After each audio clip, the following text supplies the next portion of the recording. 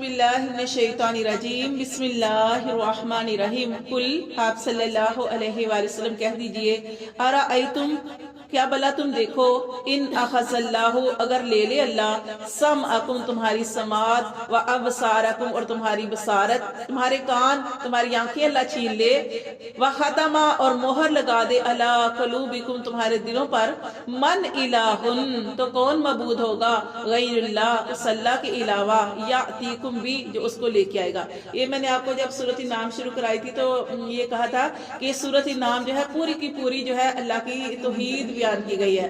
یہاں پہ بھی اللہ تعالیٰ دیکھیں یہی کہہ رہے ہیں کہ اگر اللہ تمہاری آنکھیں لے لے، اللہ تمہارے کان لے لے، تمہارے دل پہ مہر لگا دے، تو پھر اللہ کے علاوہ کون ہے کہ جو تمہارے یہ چیزیں واپس کرے؟ کوئی بھی نہیں۔ اللہ فرماتے ہیں انظر دیکھو کیفا کیسے نصرف الآیاتی ہم پھیر پھیر کے بدل بدل کر آیات جو ہے بیان کرتے ہیں، مثالیں بیان کرتے ہیں، ثم پھر ہم وہ یصدفون پھر بھی وہ کنارہ کرتے ہیں، پھر بھی نہیں مانتے۔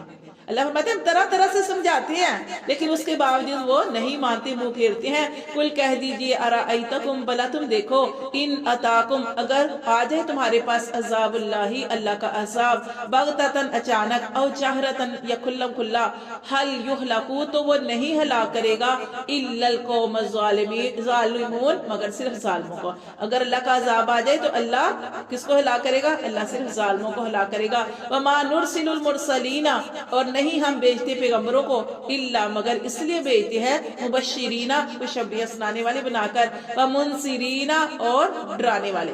اللہ نے پیغمبر کیوں بھیجے؟ اللہ فرماتے ہیں تمہیں تاکہ جو نیک اعمال کرنے والے ہیں، عمل صالح کرنے والے ہیں، ان کو وہ جنت کی خوشخبریاں سنائے کہ اگر تم دنیا میں تنگی بھی آ گئی ہے، اس طرح کے حالات بھی آ گئے ہیں، بیماری بھی آ گئی ہے، کوئی بات نہیں، صبر کرو، اللہ نے آگے تمہارے لیے بڑا اجر جو ہے وہ رکھا ہوا ہے۔ اور اسی طرح ومنذرین ڈرانے والے بنا کر بھیجا کہ یہ جو ہے لوگوں کو ڈرائیں کہ اگر تم اپنی من چاہی زندگی گزارو گے، اگر تم شرک کرو گے، اللہ کے علاوہ کسی اور کو پکارو گے، تو اللہ فرماتے ہیں کہ یہ اللہ تعالیٰ نے پیغمبروں کو اس لیے بھیجا تاکہ وہ ڈر سنائے کہ جہنم کے رستے کی طرف تمہاری جو ہے وہ اس طور پر تم چاہ رہے ہو، اس طریقے پر چل رہے ہو تو یہ بری راہ ہے اور یہ جہنم جو ہے وہ ہمیشگی والا عذاب ہے وہاں پہ۔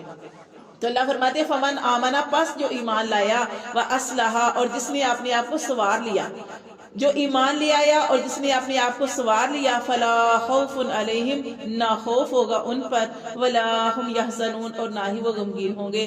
کون سے دن؟ قیامت کے دن، قیامت والا دن، اتنا سخت دن، اتنا کڑا دن۔ اللہ فرماتے ہیں اس دن وہ لوگ امن میں ہوں گے جنہوں نے دنیا میں رہ کے اپنے آپ کو سوار لیا۔ والذین کذبوا اور وہ لوگ جنہوں نے جھٹلایا بھی آیاتنا ہماری آیات کو یمسوہم العذاب ان کو چھوئے گا عذاب بما کانوا یفسقون باسباب ان کی نافرمانی کے۔ اللہ تعالیٰ کسی پہ ظلم نہیں کرتے، اللہ فرماتے ہیں عذاب ان کو پہنچے گا مگر کس وجہ سے؟ ان کی نافرمانی کی وجہ سے۔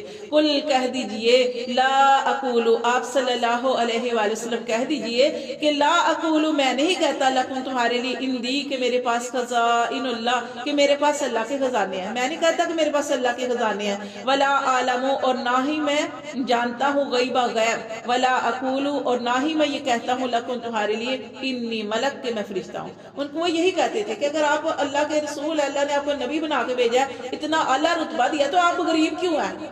آپ کے ساتھ فرشتہ کیوں نہیں اترا؟ آپ کے ساتھ سونے کے پہاڑ کیوں نہیں ہیں؟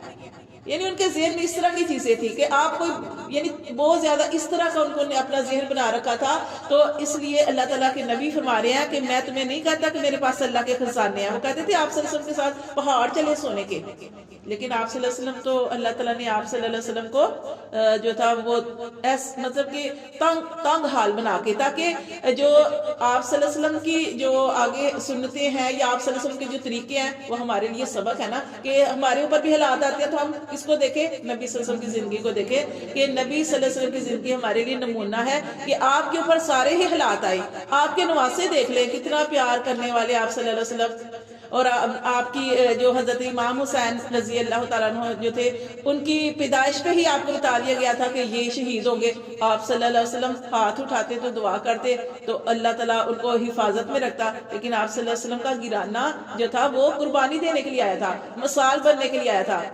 اس لیے فرمایا کہ آپ صلی اللہ علیہ وسلم کی زندگی ہمارے لیے نمونہ ہے۔ تو اللہ تعالیٰ کے نبی فرماتے کہ میں نے کہا تھا کہ میرے پاس خزانے ہیں اور نہ ہی میں غیب جانتا ہوں، ولا اقول لکم، اور نہیں میں کہتا انی ملک کہ میں فرشتہ ہوں، ان اتبع، میں تو وہ پیروی کرتا ہوں، الا ما یوحى الیہ، جو میری طرف وحی کی جاتی ہے۔ قل کہہ دیجئے، حل کیا، یستوی الاعمی، اللہ تعالیٰ کے نبی فرما رہے ہیں کہ کہہ دیجئے حل یستوی، کہ کیا برابر ہے اعمی اندھا والبصیر اور دیکھنے والا۔ اللہ تعالیٰ یہاں دیکھیں نا، قرآن جو ہے وہ نبی صلی اللہ علیہ وسلم پہ نازل ہوا، تو یہاں پہ کل سے مراد نبی صلی اللہ علیہ وسلم، اللہ تعالیٰ نبی صلی اللہ علیہ وسلم سے فرما رہے ہیں کہ اے نبی صلی اللہ علیہ وسلم، ان سے آپ کہہ دیجئے کہ کیا جو اندھا ہے اور جو دیکھنے والا برابر ہو سکتے ہیں؟ جو جاہل ہے، جو علم رکھنے والا برابر ہو سکتے ہیں؟ کیا رات اور دن برابر ہو سکتے ہیں؟ کیا اندھیرے اور روشنیاں برابر ہو سکتی ہیں؟ اللہ فرماتے ہیں کہ یہ برابر نہیں ہو سکتے۔ افلا تتفکرون، تو کیا تم غور و فکر پھر کیوں نہیں کرتے؟